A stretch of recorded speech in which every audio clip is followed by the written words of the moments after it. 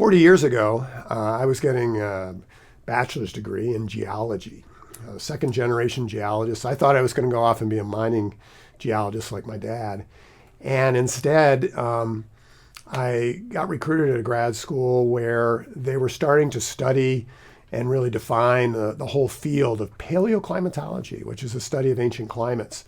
And that was really exciting for me because it allowed me to meld geology and geosciences, earth science, with history, which is another one of my loves, and trying to understand Earth history from the perspective of how climates have changed over decades, centuries, all the way to multiple millennia.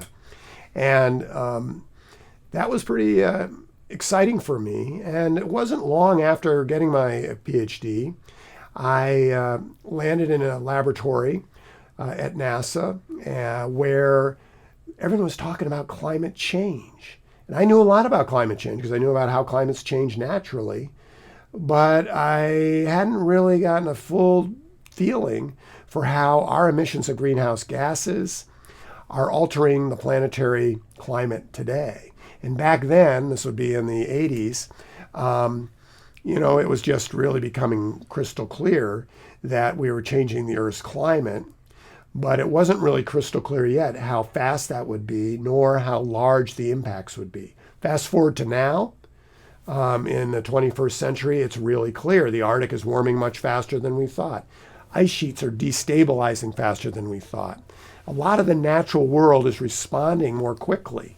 We're getting more intense precipitation. And so our careers have changed from just studying the problem and trying to understand that to trying to think more about what it means for the future and what the solutions are going to be for the future. There are a lot of my colleagues I've worked with on trying to figure out, well, how do we reduce the greenhouse gas emissions that are causing it? That's, of course, if you're a doctor, you want to get at the cause. But at the same time, we're going to have the symptoms of climate change for years to come, even if we're successful in stopping it. And so we have to learn how to adapt to those changes, the different world that we have now, and make it one that is more sustainable for the future.